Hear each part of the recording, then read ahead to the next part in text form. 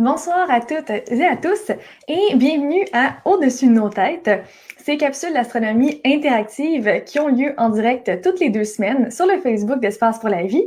Donc, je me présente, je m'appelle Myriam Latulippe, je suis astronome et je travaille comme animatrice scientifique au planétarium Rio Tinto Alcan.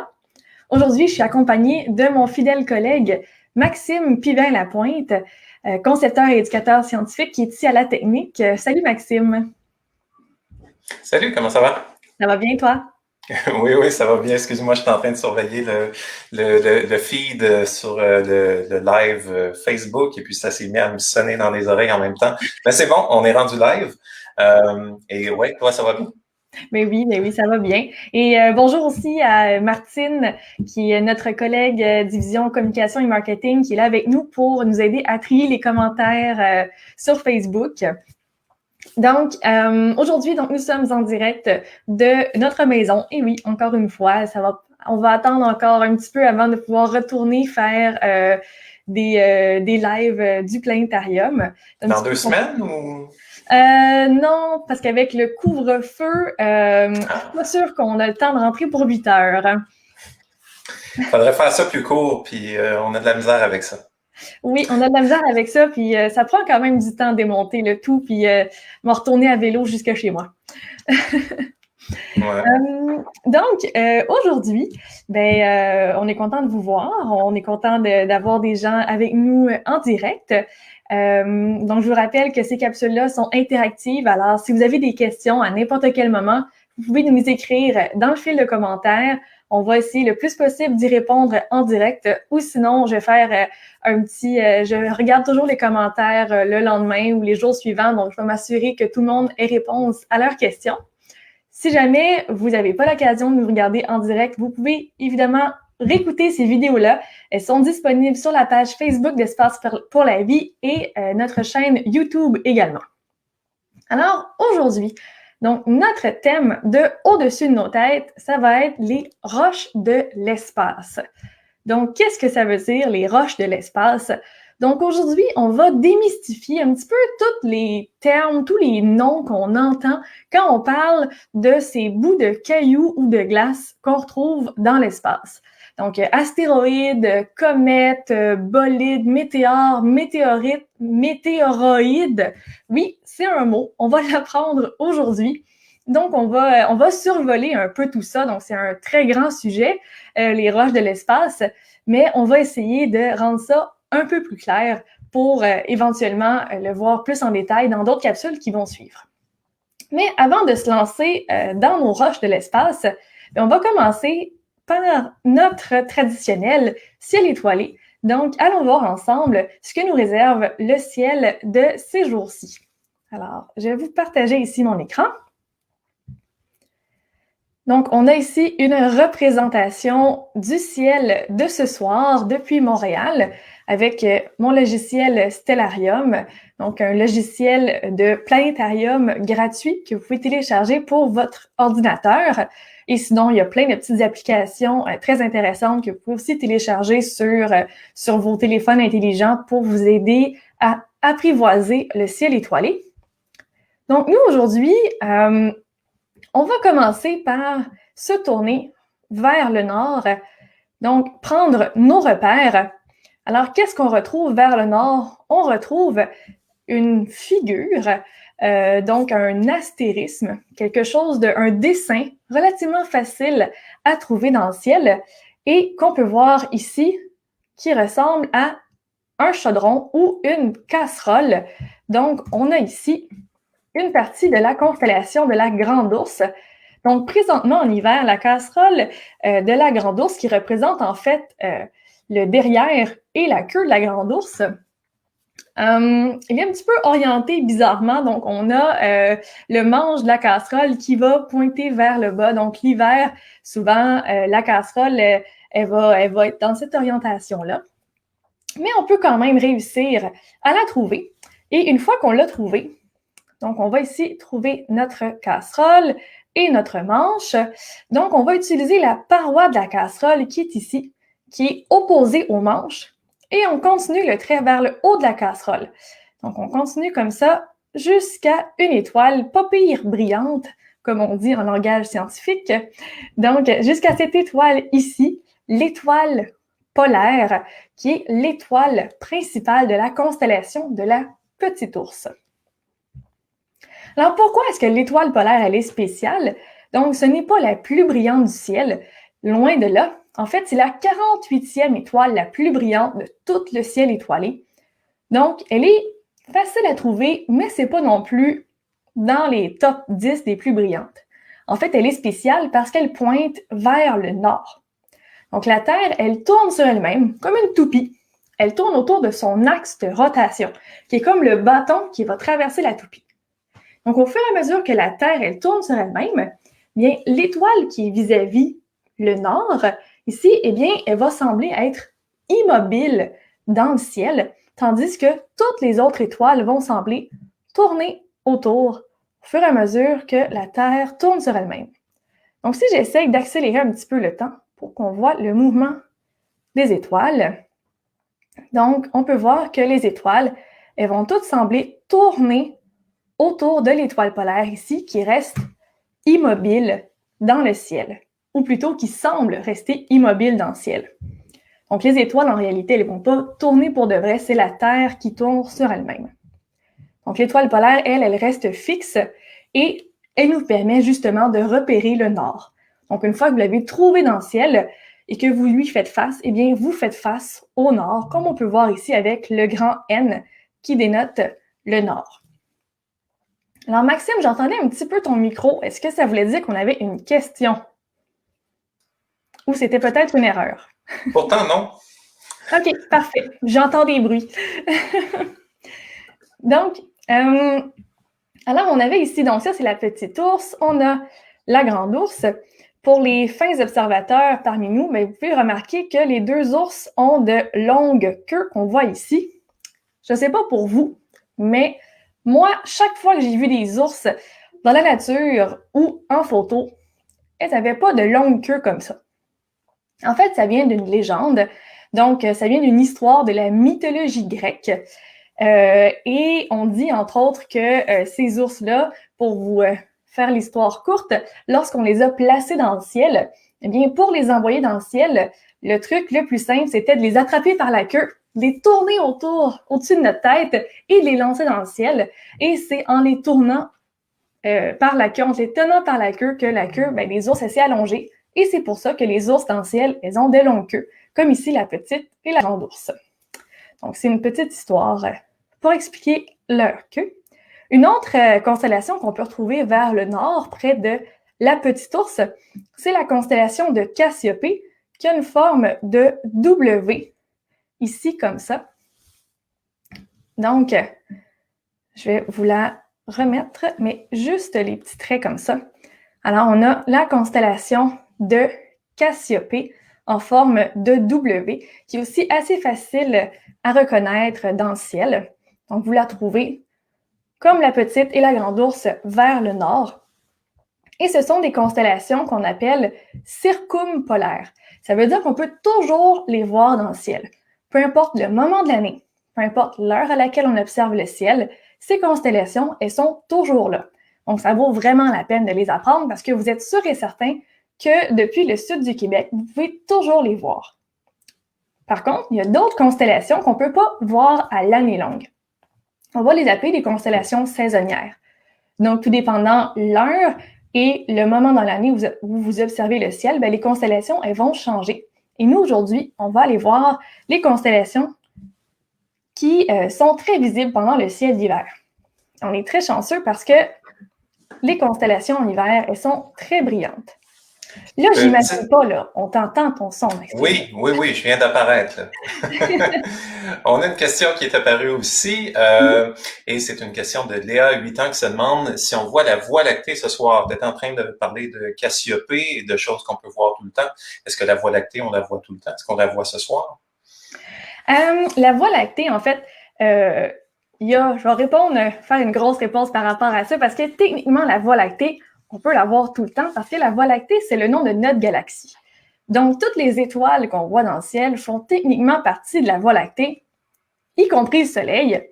Alors, vous pourriez dire que même en regardant un ciel avec seulement le soleil dans le ciel, vous voyez une partie de la Voie lactée. Mais là, j'imagine que ta question, c'était pas ça.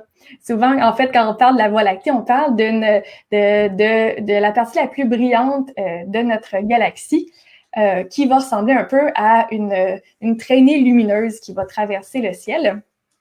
Donc, la Voie lactée, elle va traverser ici. Attendez, je vais me retourner de l'autre côté. Donc, si la Voie lactée, là, elle va traverser, il me semble, ici et monter par là-bas, si ma mémoire ne me fait pas défaut. Sauf que la partie la plus brillante de la Voie lactée, qui est plus intéressante et plus facile à voir, elle va se trouver vers des constellations que nous, ici, on voit l'été. Donc, l'hiver, c'est pas un très bon moment pour voir la Voie lactée. Maxime, toi qui aimes photographier le ciel, entre autres, est-ce que tu as autre chose à rajouter par rapport à ça? Non, mais comme tu le pointais, effectivement, quand on est durant l'été, la nuit, donc on fait dos au soleil, on fait face vers le cœur de la Voie lactée, dans cette direction-là, de la voûte céleste, si on veut. 6 mois plus tard, on est de l'autre côté du soleil et le soleil, en plein jour, nous masque la partie la plus brillante de la Voie lactée, le cœur de la Voie lactée, mais là, on a accès à l'autre section du ciel. Et cette section-là passe dans la constellation d'Orion, entre autres, par la constellation de Cassiopée, et ainsi de suite. Donc, c'est quand même possible à voir, mais c'est ça, c'est pas la partie la plus brillante de la Voie lactée. Mais comme tu le disais si bien, on est toujours entouré de la Voie lactée. De toute façon, on est dedans. Oui, c'est ça. Exactement. Mais en fait, on peut regarder vite. Normalement, là, l'été, de quoi ça a l'air, la Voie lactée? On va la voir de façon plus brillante vers le sud. Et ce qui est le fun avec Stellarium, c'est que ça va nous permettre rapidement de changer le temps. Donc, si disons qu'on va avancer un petit peu dans le futur, donc, on va avancer vers cet été, disons au mois de juillet. On va aller un petit peu plus tard dans la nuit. Et là, on arrive, je ne sais pas si vous voyez, moi je la vois sur mon écran, là. On voit ici, on dirait des nuages lumineux dans le ciel. Donc, c'est par là-bas qu'il y a le centre de notre galaxie, la Voie lactée. Alors, voilà de quoi ça va avoir l'air pendant l'été. Autre petite question, j'en profite tout de suite pour faire un lien avec les constellations circumpolaires dont tu parlais, la grande ours, la petite ours. On nous demande, elles sont toujours là dans l'hémisphère nord uniquement? Oui, effectivement. Donc là, ce que je vous dis, ça s'applique au ciel qu'on peut voir de l'hémisphère nord, et plus particulièrement du sud du Québec. Donc, plus vous allez vers le nord, en fait, je vais retourner sur mon ciel étoilé pour vous montrer un petit peu, là. Donc, on va retourner ici vers le nord. J'ai avancé un petit peu le temps. Donc, on a notre étoile polaire qui est ici. Donc, notre étoile polaire, nous, ici à Montréal, on est à 45 degrés de latitude. Donc, sur le globe terrestre. Donc, il y a le pôle Nord, il y a l'équateur. Attendez. Ça va aller mieux avec un support visuel. Donc, il y a le pôle Nord, l'équateur au milieu, puis nous, on est environ à mi-chemin entre les deux, donc à 45 degrés de latitude. Et ça fait en sorte que l'étoile polaire, ici, dans notre ciel, elle est à une hauteur de 45 degrés dans le ciel. Alors, plus vous habitez au nord, plus l'étoile polaire va sembler haute dans le ciel. Et en fait, si on habitait au pôle Nord, eh bien, l'étoile polaire, elle serait directement au-dessus de notre tête et toutes les étoiles sembleraient tourner autour de l'étoile polaire et même que toutes les constellations deviendraient circumpolaires. Donc, ce serait toujours le même ciel qu'on verrait. À l'inverse, plus on se déplace vers le sud, plus on se rapproche de l'équateur, plus l'étoile polaire va baisser à l'horizon, va être basse à l'horizon, et donc il y aura moins de constellations circumpolaires. Et si vous êtes à l'équateur, en fait, il n'y a aucune constellation qui est circumpolaire. Toutes les constellations changent au fil de l'année. Alors, c'était ça la question. J'ai débordé un peu, mais je trouve que c'est un sujet très intéressant. J'espère que ça a répondu à ta question par la même occasion. Ouais, puis une dernière question que je prends pour l'instant. de Adam, 5 ans, qui se demande qui est-ce qui a décidé d'appeler ces formes-là comme la grande ours, un ours, parce que je vois pas un ours en voyant les points. Bien, je suis bien d'accord avec toi. Moi non plus, je vois pas un ours. Et moi-même, en fait, quand j'étais jeune, je savais que c'était appelé la grande ours. Moi, je la voyais de l'autre côté. Donc, moi, dans ma tête, là, donc, ça ici, c'était la tête de l'ours, comme un ours polaire qui est un peu plus allongé. Donc, ça, dans ma tête, moi, ça c'était la tête de l'ours. Et là, il y avait le corps de l'ours comme ça.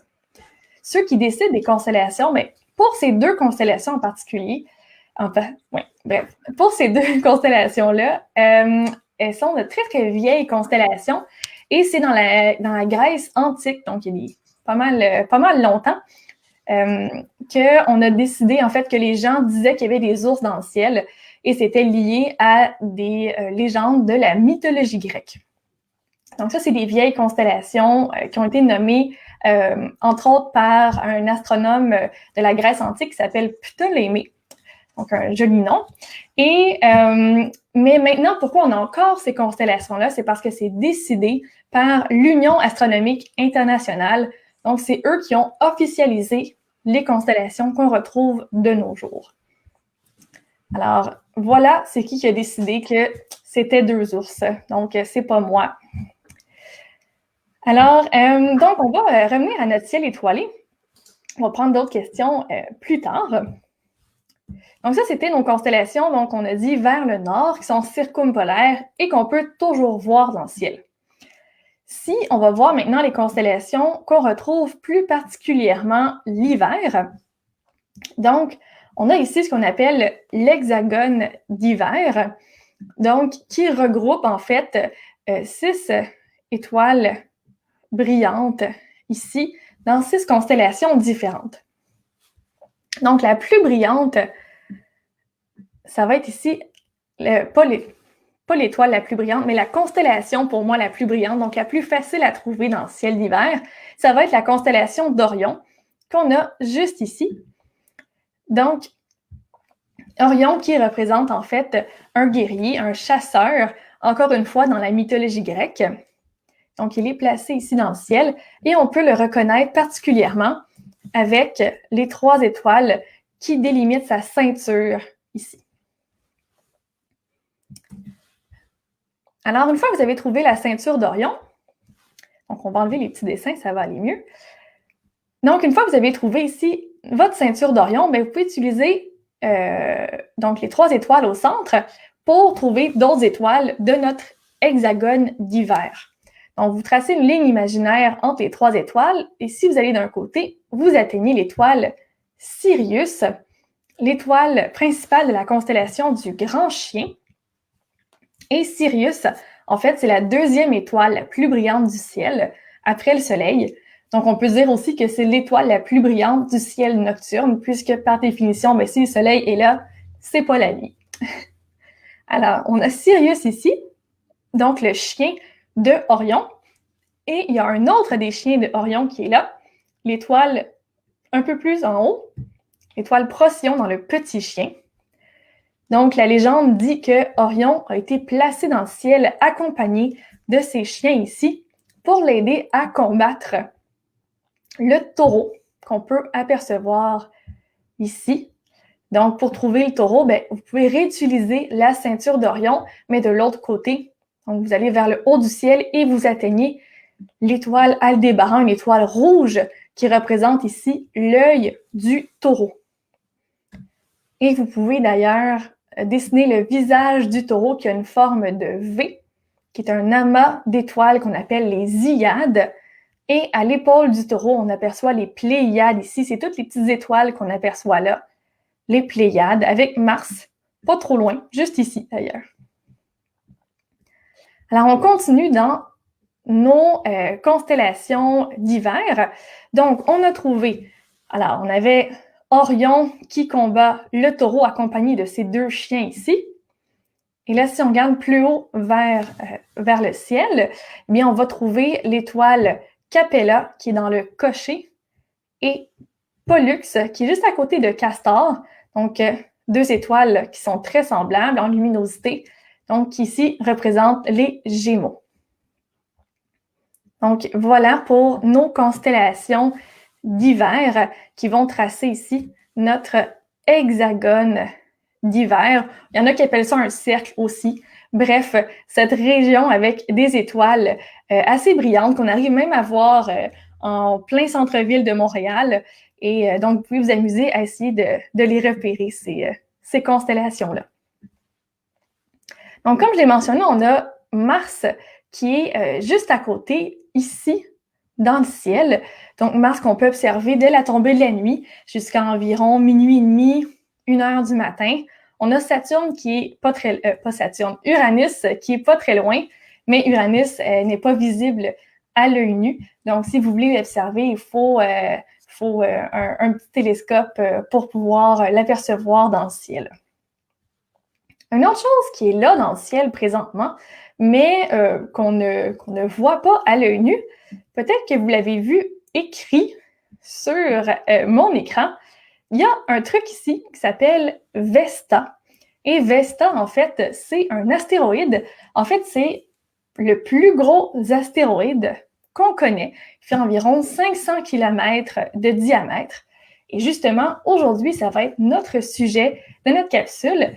Donc, on va parler des astéroïdes et des autres types de roches de l'espace et démystifier un peu tout ça. Donc, avant qu'on se lance dans nos roches de l'espace, est-ce que, Maxime, on avait d'autres questions qu'on va répondre pour le ciel étoilé? Oui, il y a Lilou, 8 ans, qui se demande pourquoi la planète Mars est éclairée la nuit. C'est pas une étoile. Ah, très bonne question. Ouais, et bonne remarque en plus, oui. Oui. En fait, Mars, on va la voir la nuit parce qu'elle va être éclairée par le Soleil. Donc, c'est le cas de toutes les planètes et de la Lune. Donc, ce ne sont pas des étoiles, elles ne vont pas émettre leur propre lumière, elles vont réfléchir la lumière du Soleil. Donc, elles vont être éclairées par le Soleil. Donc, il y a un côté qui va être éclairé, un côté jour, et un côté dans l'ombre qui va être un côté nuit. Regarde, si on va voir en ce moment de quoi a l'air Mars, donc on peut grossir ici à l'écran, on va voir ça justement. Donc, vois-tu qu'il y a une partie de Mars ici qui est éclairée par le Soleil, puis il y a une partie qui est dans l'ombre. Donc, en ce moment, Mars, elle est quand même assez brillante parce qu'il y a une bonne grosse partie qui est éclairée par le Soleil.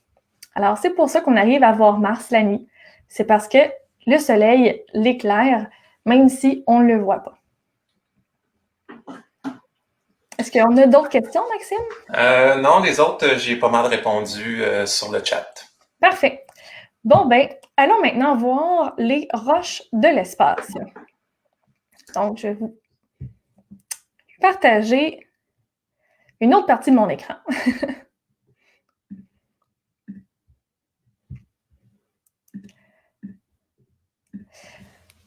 Bon, alors, donc, on va commencer par deux termes. Donc, tantôt, j'ai dit le mot astéroïde en parlant de Vesta. Donc, on va commencer par les astéroïdes. Donc, un astéroïde, la plupart des astéroïdes, on va les retrouver dans une zone du système solaire qu'on appelle la ceinture d'astéroïdes principale ou simplement la ceinture principale. Donc, c'est une région entre les orbites de Mars et Jupiter. Donc, ici, sur mon écran, sur mon petit dessin que j'ai fait, donc on a le Soleil, l'orbite de la Terre en bleu, l'orbite de Mars en rouge et l'orbite de Jupiter en orange. Donc, l'espèce de beigne lumineux que vous voyez entre l'orbite de Mars et Jupiter, donc c'est la ceinture d'astéroïdes. Donc, la grande majorité des astéroïdes qui sont connus se trouvent dans cette ceinture-là. Et quand on pense à un astéroïde, donc c'est vraiment un gros morceau de roche qui est loin d'être rond. La plupart ressemblent un peu à des patates, donc un peu toutes sortes de formes bizarres. Et donc, ils vont avoir une taille, là, ça peut être de seulement quelques dizaines de mètres jusqu'à 500 km, comme Vesta, le plus gros astéroïde connu. Donc ça, tous les astéroïdes, on les retrouve dans cette ceinture-là. De quoi ça a l'air? Eh bien, ça a l'air un peu de ça. Donc ça, c'est une image prise par la sonde OSIRIS-REx qui est une sonde de la NASA, qui est allée visiter l'astéroïde Bennu. Donc, c'est son nom. Donc, on peut voir, lui, il a moins l'air d'une patate, mais il n'est pas non plus rond. Il a une drôle de forme. Donc, ça, c'est un des astéroïdes qui est relativement proche de la Terre. Donc, ils ont pu envoyer une sonde visiter cet astéroïde-là. Et la sonde OSIRIS-REx, et c'est justement posée. En plus, elle a juste touché un petit peu l'astéroïde, elle a joué à la tag avec un peu, et elle a collecté un échantillon de surface il n'y a pas très longtemps, en octobre dernier. Et bientôt, la sonde, elle va quitter l'astéroïde et revenir nous porter ces échantillons-là sur Terre. Donc, c'est vraiment fascinant de pouvoir avoir des astéroïdes qui sont pas trop loin, pas trop proches non plus, c'est pas dangereux, là, mais pas trop loin pour pouvoir envoyer des sondes, récolter des échantillons. Alors, astéroïde, gros moton de roche, OK? C'est la façon la plus simple de dire c'est quoi, on pourrait dire. Un autre mot qu'on utilise pour parler de roches de l'espace, c'est les comètes. Les comètes, elles, leur composition, ça ressemble plutôt à ce qu'on appelle une boule de neige sale. Donc, c'est des composés beaucoup plus volatiles. Alors, ils vont, donc c'est pas mal de la glace avec un peu de roche, de poussière, un peu de tout ça. Donc, vraiment, là, vous savez, vers la fin de l'hiver, là, les bancs de neige qui restent pendant des semaines sur le bord des routes, là, qui sont sales, ça ressemble pas mal à ça, le noyau d'une comète. Donc, une comète, ça va être plutôt une grosseur d'à peu près 10 à 100, une centaine de kilomètres. Donc, une montagne de glace avec un peu de roche. Et donc, c'est moins solide qu'un astéroïde, de sorte que lorsque ça s'approche du Soleil, la comète, la glace à l'intérieur, elle va se sublimer. Donc, elle va passer de l'état solide à l'état gazeux et former une queue lumineuse, en fait deux queues lumineuses, une de poussière et une de gaz, qui ressemble à mon dessin qui est ici. Donc, la plupart des comètes, elles se trouvent très loin dans le système solaire, donc au-delà de Neptune. Et celles qu'on connaît, qu'on connaît plus souvent, qui vont s'aventurer près du Soleil, donc elles ont des orbites très elliptiques, des orbites très allongées, comme on peut voir ici en mauve. Donc, on a deux exemples d'orbites de comètes. Donc, elles vont partir de très loin, passer près du Soleil, parfois près de la Terre, et finalement repartir plus loin. Et même que des fois, il y en a certaines qui vont s'approcher tellement près du Soleil qu'elles n'en sortiront jamais. Elles se sont approchées trop près, elles se sont brûlées les ailes, comme on dit. Donc, elles vont en fait simplement s'évaporer en s'approchant trop près du Soleil. Donc, les comètes, donc un noyau de comète, donc ce qu'il y a à l'intérieur, donc le morceau solide, ça ressemble à quelque chose comme ça. Donc, les comètes non plus, elles n'ont pas de forme bien définie. Ça, c'est la comète 67P Churyumov-Gerasimenko, ou 67P, on va dire ça tout court. Donc, cette comète-là, elle a été visitée par la sonde Rosetta de l'Agence spatiale européenne en 2014. Donc, ça, c'est une des photos prises en 2014. Et donc, on peut voir qu'elle a une forme très bizarre, sûrement par deux morceaux qui se sont fusionnés ensemble. Et vous pouvez voir qu'il y a des jets de poussière ou des jets de quelque chose qui s'échappent de la comète. Donc, plus les comètes s'approchent du Soleil, comme j'ai mentionné, plus elles vont se sublimer et former en fait un nuage autour de ce qu'on appelle la chevelure de la comète. Et éventuellement, il va y avoir une queue de la comète. Et les queues de comète, elles sont beaucoup plus grandes que le noyau. Donc, pour un noyau de quelques dizaines de kilomètres, on peut avoir des queues qui vont s'étendre sur des millions de kilomètres. Et c'est ce qu'on va voir dans le ciel lorsque parfois on voit une comète, comme c'était le cas de la comète Neowise qu'on a vue l'été passé. Donc, ce qu'on voit, c'est vraiment la queue des comètes lorsqu'on peut les observer à l'œil nu dans le ciel. Alors ça, c'était pour astéroïdes versus comètes.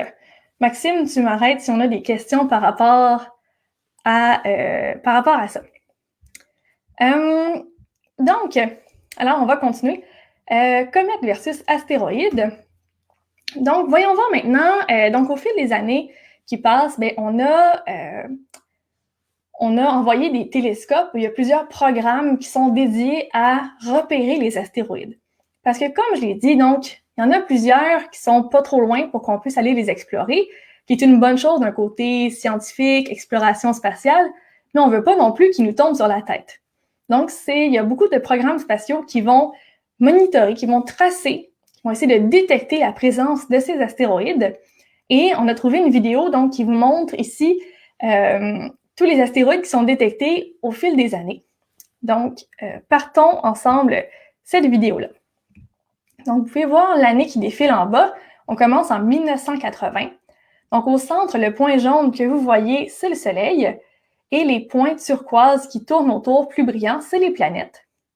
Donc, la première, on a Mercure, Vénus, la Terre, c'est le troisième. Mars et le dernier en périphérie, ça va être Jupiter. Donc, on a accéléré le temps parce qu'il y en a quand même beaucoup. Donc, au fur et à mesure qu'on a découvert un astéroïde, ils vont être mis sur la vidéo comme un petit point blanc. Et ensuite, on va les mettre de couleur verte. Donc, vous voyez là, on est rendu en l'an 2000. Il y en a beaucoup plus qui sont découverts. Donc, il y a de plus en plus de télescopes qui vont observer. Et vous voyez d'ailleurs que les sections de nouveaux astéroïdes qui sont découverts, là où il y a du blanc qui apparaît, ça suit toujours relativement la Terre parce que les télescopes sont près de la Terre, donc c'est normal que ce soit près de la Terre qu'on va découvrir. Et là, je ne sais pas si vous voyez, mais il y a aussi des points rouges, des astéroïdes qui sont marqués de la couleur rouge. Ça, ce sont des astéroïdes qu'on appelle géocroiseurs, donc qui ne croisent pas nécessairement l'orbite de la Terre, mais qui vont, je vais vous montrer ici, capture d'écran. Donc, en les points rouges ici, donc, les géocroiseurs, ils ne vont pas nécessairement croiser l'orbite de la Terre, mais ils vont passer près de l'orbite de la Terre. Donc, ils sont mis en rouge parce qu'ils sont particulièrement surveillés. Là, quand on regarde là, une image comme ça, on a l'impression que l'espace, la ceinture d'astéroïdes, c'est dense. On a l'impression que si on veut aller explorer à l'extérieur du système solaire, par exemple, envoyer des sondes vers Jupiter, Saturne ou d'autres planètes à l'extérieur de cette ceinture d'astéroïdes, que si on envoie une sonde et qu'elle traverse la ceinture d'astéroïdes, elle va nécessairement se faire frapper par un astéroïde. Donc là, il faut faire attention ici, OK? Donc, si je mettais à l'échelle la grosseur de l'astéroïde versus la distance, l'espace entre, ce serait même pas un pixel sur l'écran, OK? Donc, il ne faut pas oublier que oui, il y a beaucoup d'astéroïdes dans la ceinture, mais ce sont des petits morceaux et ils sont très, très loin l'un de l'autre.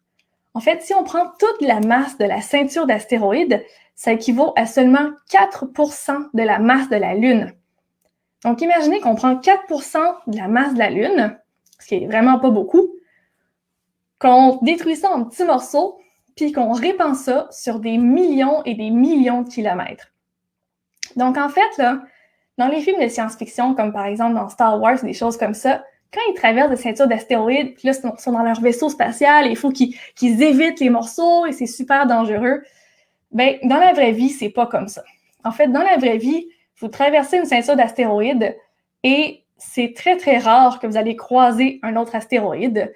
La plupart du temps, vous allez la traverser sans même savoir que vous étiez dans la ceinture d'astéroïdes.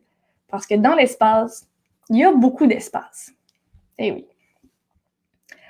Donc, mais comme je l'ai dit, donc, malgré le fait qu'il y ait beaucoup d'espace dans la ceinture d'astéroïdes, il y en a quand même certains de ces débris-là qui sont considérés comme potentiellement dangereux. Donc, ici, on a une modélisation de l'orbite de tous les astéroïdes qui sont potentiellement dangereux en date de 2013. Donc, on voit ici en blanc plus brillant l'orbite de la Terre et l'orbite de ces astéroïdes potentiellement dangereux. Donc, il faut faire attention, OK? Pour ne pas être alarmé. Tous ces astéroïdes-là ne vont pas tomber vers la Terre. C'est pas ça que ça veut dire. pour être potentiellement dangereux, ça veut dire qu'il faut qu'un astéroïde ait une taille d'au moins 140 mètres, ce qui est très petit quand même, et il faut qu'il passe à une distance minimale de l'orbite terrestre de 7,5 millions de kilomètres. Pas 7,5 millions de kilomètres de la Terre, mais plutôt de l'orbite de la Terre.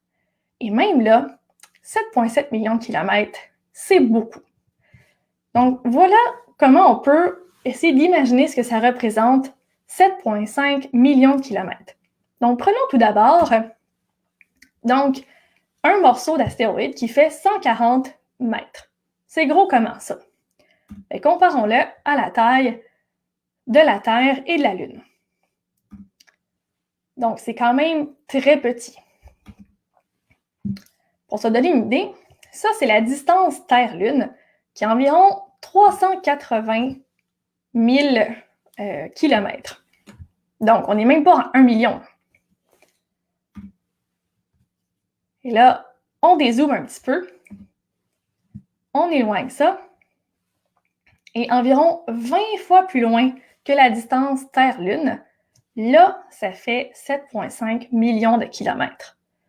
Donc, vous imaginez, il faut qu'un petit bout de roche de 140 mètres passe à 7,5 millions de kilomètres de l'orbite de la Terre pour être considéré comme potentiellement dangereux. Donc, pour le moment, c'est important quand même de suivre ces astéroïdes-là. Donc, on suit leur évolution, on suit leur orbite, mais il n'y en a aucun de ceux-là qui est dans une trajectoire qui va entrer en collision avec la Terre dans les prochaines centaines d'années. Mais c'est important quand même de continuer à les observer pour voir si leur trajectoire change, si on peut prévoir quelque chose pour essayer de dériver ces astéroïdes-là. Mais pour le moment, il n'y a aucun danger sur aucun de ces astéroïdes qui sont détectés. Donc, Maxime, je ne sais pas si on a des questions sur le sujet ou si je continue. Ouais, ben il y a toujours un petit délai, donc là, je vais être curieux de voir si la démonstration ici a suscité des questions. Mais on avait quand même eu une question un petit peu plus tôt on y a partiellement répondu, mais d'Evia, 9 ans, qui veut savoir si les comètes peuvent tomber sur une planète. Eh ben oui, ça a même déjà été observé. On a vu en 1994 une comète tomber sur Jupiter dans les nuages de Jupiter, on va dire la comète Shoemaker-Levy 9, qui s'est brisée en plein de morceaux sous l'influence de la gravité de Jupiter. Il y a des belles photos qui existent de ça. Donc, si vous tapez comète Jupiter et 1994 là, sur Google, là, vous allez voir plein de belles images de ça. Oui, et si je peux renchérir aussi, c'est justement après 1994, en voyant l'impact d'une comète sur une autre planète, que ça l'a éveillé un peu la curiosité et la méfiance par rapport aux astéroïdes et qu'il y a de plus en plus de programmes spatiaux qui sont nés pour surveiller les astéroïdes. Je te laisse poursuivre. OK. Donc ça, c'est pour les roches qui sont dans l'espace. OK? Donc, quand elles sont loin de la Terre, donc les comètes, les astéroïdes, les critères pour que ce soit potentiellement dangereux ou pas. Mais qu'est-ce qui se passe s'il y a un fragment qui vient vers la Terre? Bien là, on va leur donner d'autres noms à ces morceaux de roches de l'espace. Donc, le premier mot qu'on va apprendre, ça va être météoroïde. Okay? Donc, ça, c'est un fragment, soit d'astéroïde ou de comète, mais un petit fragment. Ça peut avoir la taille d'un grain de sable jusqu'à environ 1 mètre. Donc, ça, c'est un fragment et souvent, donc ces fragments-là, on les détecte seulement lorsqu'ils entrent dans l'atmosphère de la Terre parce que la taille d'un grain de sable, on ne va pas détecter ça à des millions de kilomètres plus loin. Donc, disons qu'il y a un météoroïde qui s'approche de la Terre et qui entre dans l'atmosphère de la Terre. Eh bien là, on va appeler ça un météore. Parce qu'en entrant dans l'atmosphère de la Terre, notre météoroïde, notre petit fragment de roche, il va se mettre à chauffer et à être lumineux. Et le phénomène lumineux qu'on peut voir dans le ciel, ça, on va appeler ça un météore. Ça peut être, quand c'est des petits morceaux, ils vont tout de suite se désintégrer dans l'atmosphère. Ça va faire une petite traînée lumineuse. Ça, on va appeler ça une étoile filante. Donc, une étoile filante, c'est un type de météore. Si le morceau est plus gros, donc il va survivre souvent à son entrée dans l'atmosphère, ou du moins plus longtemps qu'une étoile filante. Ça va être aussi beaucoup plus brillant qu'une étoile filante. On va appeler ça un bolide, ou parfois même aussi une boule de feu. Mais le vrai mot, ce serait bolide. Et si c'est encore un plus gros morceau, même encore plus brillant, parfois on parle même de super bolide. Donc, si notre bolide, ici, notre morceau survit à son entrée dans l'atmosphère et que finalement, ben, il va toucher le sol ou tomber dans l'eau, bref, il va atteindre la Terre, là, maintenant, on va parler d'une météorite. Donc, la météorite, c'est vraiment ce qui va avoir atteint la Terre, ce qui va avoir survécu à son entrée atmosphérique. Donc, un truc entre météore et météorite, c'est en anglais quand frapper, donc c'est hit. Donc, météorite, ça a frappé la Terre, tandis que météore, ben, c'est ce qu'on voit dans le ciel. Météoroïde, c'est un terme plus technique qu'on utilise moins souvent. Moi, c'est rare que je vais l'utiliser. Je vais souvent dire juste un fragment d'astéroïde, mais au moins comme ça, vous savez qu'il existe aussi et que c'est pas la même chose que météorite. Donc ça, c'est les différents termes. Donc, quand c'est dans l'espace, un petit morceau météoroïde, dans le ciel, météore, et sur Terre, météorite. Maintenant, voyons de quoi ça a l'air tout ça lorsque nous, en tant qu'humains, lorsqu'on est témoin de quelque chose comme ça, de quoi ça a l'air. Parce que ça s'est passé il n'y a pas très longtemps. En 2013, donc en février 2013, il y a justement un fragment d'astéroïde qui est entré dans l'atmosphère de la Terre et qui a fait un super bolide. Donc, il était tellement brillant dans le ciel que c'était un super bolide et même que ça a frappé le sol en Russie. Donc, c'est l'histoire du super bolide de Chelyabinsk qu'on va aller voir parce que c'est très intéressant. Il a été filmé par beaucoup de personnes, donc très documenté. On a plein de vidéos à vous montrer. À commencer par de quoi ça avait l'air dans le ciel. Donc ça, c'est vers 9 h le matin, heure locale en Russie. Donc vous voyez ici quelque chose dans le ciel qui devient très, très brillant. Pendant une fraction de seconde, ça a été encore plus brillant que le soleil lorsque ça a explosé dans le ciel. Donc on dirait vraiment une boule de feu qui apparaît dans le ciel.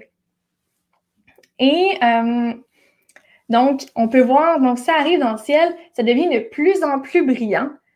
Et éventuellement, en fait, c'est parce que ça a explosé. Et là, cette vidéo-là, il n'y a pas de son. Donc, on va aller voir maintenant une autre vidéo. Donc, c'est quelques minutes après que le bolide soit passé. Donc, vous allez voir, les gens, ils voient les nuages de fumée laissés par le super bolide dans le ciel. Et quelques temps plus tard, ils vont entendre le bruit de l'explosion. Donc, je veux vous avertir, le son, ça se peut qu'il soit fort pour l'explosion. Donc, si vous avez des écouteurs ou sinon, mettez votre main à côté du bouton volume. Alors,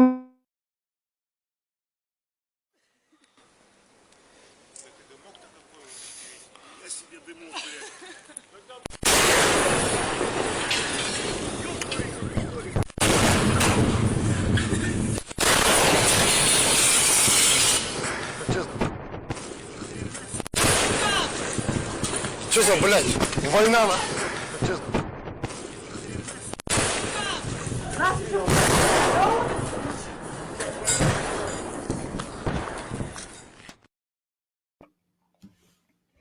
Donc, on peut voir, là, c'était... les gens étaient assez paniqués, là. Imaginez, là, vous voyez, donc vous avez vu quelque chose passer, ou peut-être que vous l'avez même pas vu, le super bolide dans le ciel. Vous sortez, vous voyez juste des nuages un peu bizarres dans le ciel, vous savez pas trop d'où est-ce que ça vient, et là, vous entendez des explosions. Donc, vraiment, là, ce qui se passe, c'est que le bolide, il entre dans l'atmosphère, ça va se mettre à chauffer, et éventuellement, il va exploser à cause de sa température. Donc, le noyau est encore froid, mais l'extérieur est très, très chaud, un peu comme un popcorn, ça fait pop. Donc, c'est ce qui s'est passé avec notre fragment d'astéroïde. Il a éclaté dans le ciel. C'est pour ça que ça devient aussi plus brillant. Et quelques minutes plus tard, finalement, on va entendre le bruit de l'explosion qu'on appelle l'onde de choc. Donc, depuis tantôt, je dis qu'il y a un décalage entre ce qu'on voit et ce qu'on entend. Peut-être l'avez-vous déjà remarqué. Par exemple, quand on entend le tonnerre versus quand on voit un éclair. Donc, lorsqu'il y a un orage, on va voir un flash lumineux du tonnerre, mais ça va prendre quelques secondes avant qu'on entende le bruit du tonnerre. C'est parce que la lumière et le son ne voyagent pas à la même vitesse. Le son va voyager beaucoup plus lentement. Et le truc, c'est que pour chaque 3 secondes, le son a voyagé 1 km. Donc, si par exemple, vous voyez le flash d'un éclair et vous comptez, et 3 secondes plus tard, vous entendez le son, ça veut dire que l'éclair était à 1 km de vous. Donc, plus ça prend de temps entre ce que vous voyez et ce que vous entendez, eh bien, plus le phénomène est loin de vous. Et ça peut être un peu trompeur. Dans le cas, par exemple, d'un bolide comme ça, si jamais vous voyez et que vous voyez exploser, bien là, vous n'entendez rien, mais vous savez que dans quelques temps, vous ne savez pas dans combien de temps, il va y avoir l'explosion qui va venir après. Et c'est ça qui est le plus dangereux, en fait, pour les météorites et pour les bolides. Donc, c'est très, très rare que lorsqu'il y a une météorite qui frappe le sol, ça va être l'impact au sol qui va être dangereux. C'est plutôt les dégâts causés par l'onde de choc. Parce que l'onde de choc, ça peut faire pas mal de dégâts et ça peut être assez dangereux, comme on peut le voir sur les prochaines vidéos. Donc ici, c'est une vidéo prise par une caméra de surveillance dans le couloir d'une université en Russie. Donc, vous voyez en haut l'heure, donc 9h20 d'heure locale. Donc, les gens ont vu un flash lumineux venant de dehors. Ils ne savent pas trop d'où est-ce que ça vient. Il y en a certains qui vont décider d'aller les voir. C'est normal, on est tous curieux. Et là, on va avancer la vidéo environ 2 minutes plus tard. Et là, les fenêtres éclatent à cause de l'onde de choc qui est arrivée. Donc, c'est en fait à cause de ça qu'il y a eu beaucoup de blessés, entre autres, lors de cet événement-là. Donc, il y a eu des milliers de gens qui ont été blessés par exemple, des éclats de verre, des portes qui ont éclaté, des choses comme ça, à cause de l'onde de choc. Mais il n'y a personne qui a été blessé à cause d'un fragment de météorite qui est venu frapper le sol. Donc, c'est vraiment les ondes de choc qui est le plus dangereux lors des impacts de météorites, en fait. Donc, on peut voir ici un autre exemple.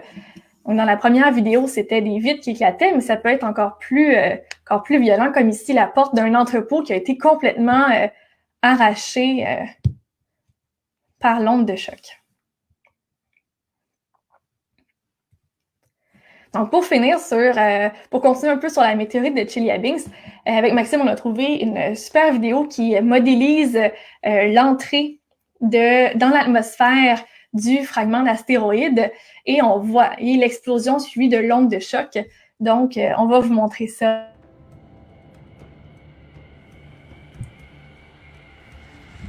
Donc ici, on a notre fragment d'astéroïde qui arrive et qui entre dans l'atmosphère de la Terre. Il commence à chauffer et donc, il explose en plusieurs fragments. Donc, le plus gros des morceaux continue sa chute et va tomber plus loin dans le fond d'un lac gelé près de Tchernobyl en Russie. Et là, on peut voir qu'autour de l'explosion, donc l'espèce de bulle qu'on voit, c'est l'onde de choc qui se propage et qui va éventuellement toucher le sol et briser des vitres, briser des portes, des murs de certains immeubles.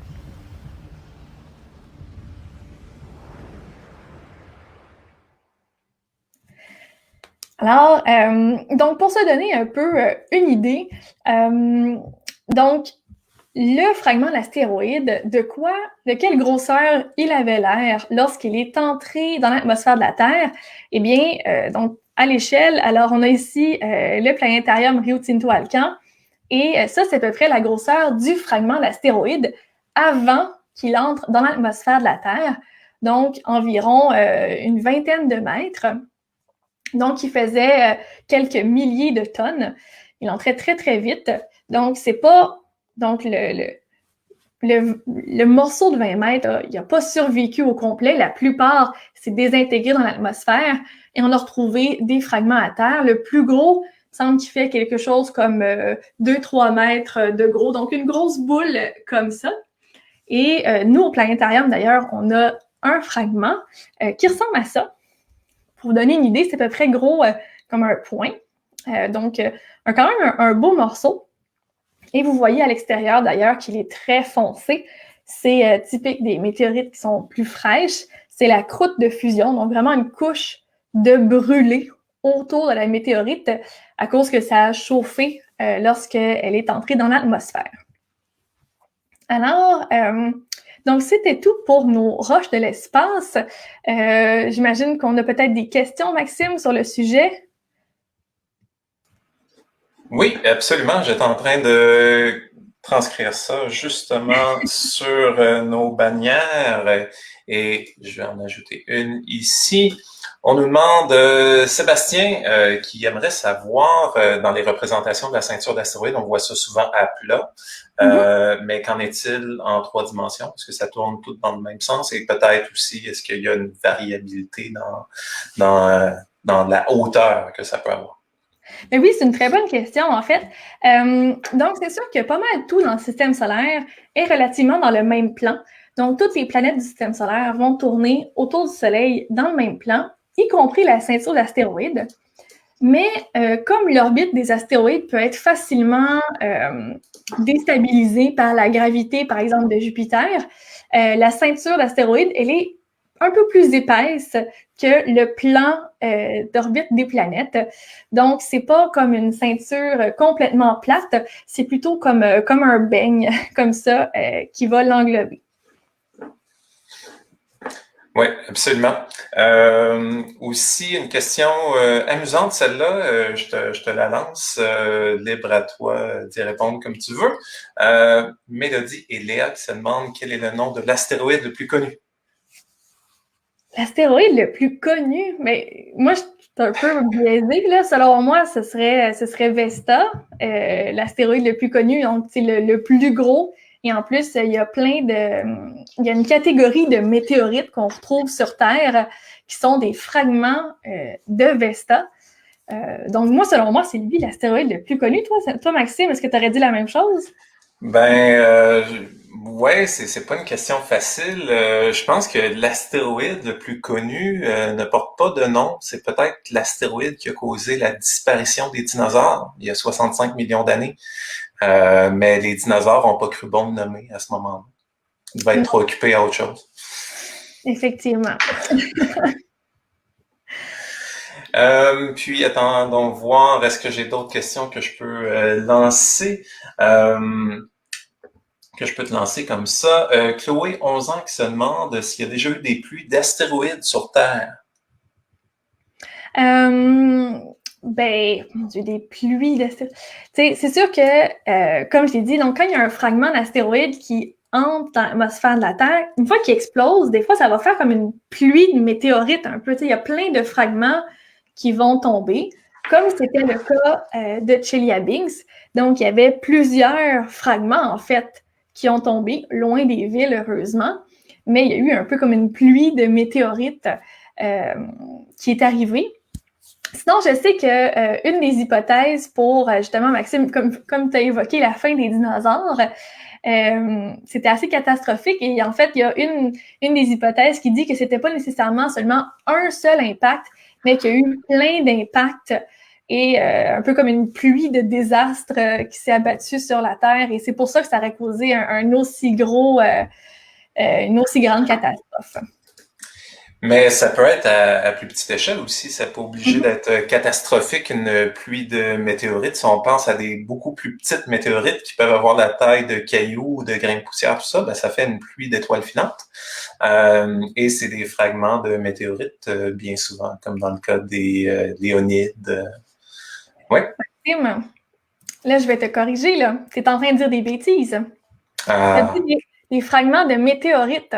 On se souvient qu'une météorite, c'est une fois que ça touche le sol. Donc, une étoile filante n'est pas une météorite. Donc, pour corriger ce que Maxime il dit, parce que c'est facile de se perdre dans nos mots. Donc, les pluies d'étoiles filantes, c'est causé par des débris laissés derrière les comètes.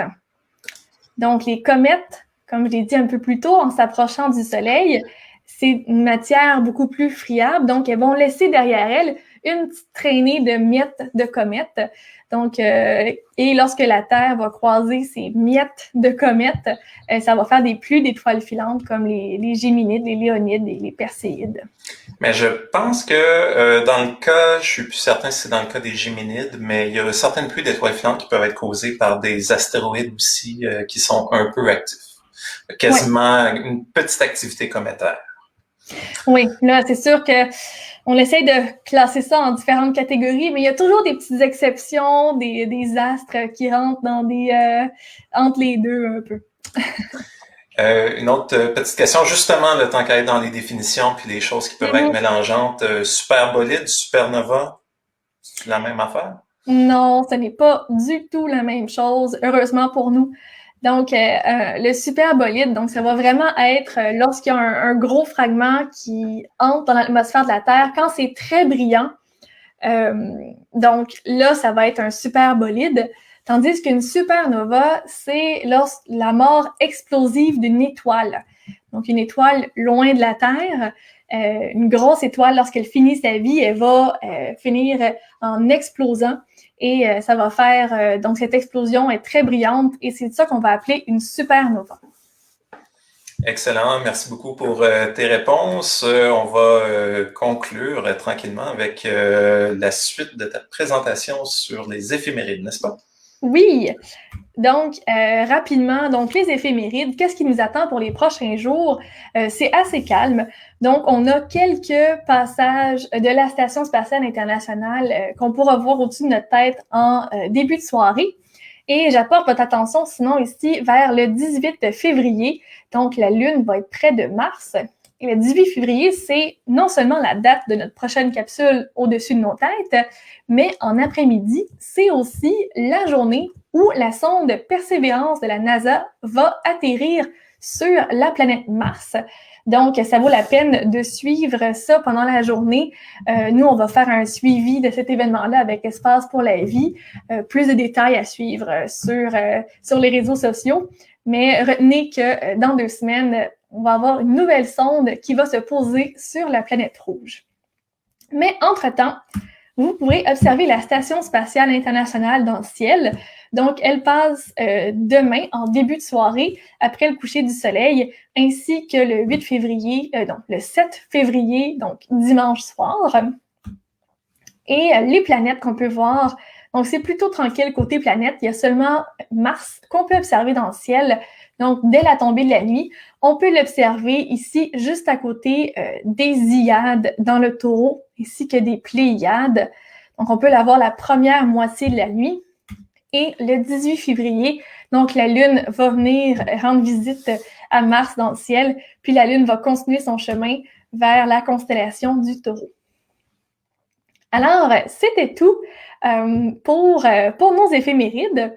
Et pour notre capsule d'au-dessus de nos têtes, édition Roche de l'espace. Donc, j'espère que ça vous a plu. Merci à tout le monde de nous avoir, qui nous écoutent en direct ou qui vont nous réécouter par la suite en rediffusion. Donc, si vous avez d'autres questions, n'hésitez pas à les écrire en commentaire sur la vidéo sur Facebook ou plus tard sur la vidéo YouTube. On va toujours regarder s'il y a de nouvelles questions qui apparaissent et être sûr d'y répondre. Et sur ce, je vous souhaite une très bonne soirée. Merci Maxime, merci Martine qui était là aujourd'hui pour nous assister à la technique. Et merci à tout le monde. Bonnes observations et à dans 2 semaines.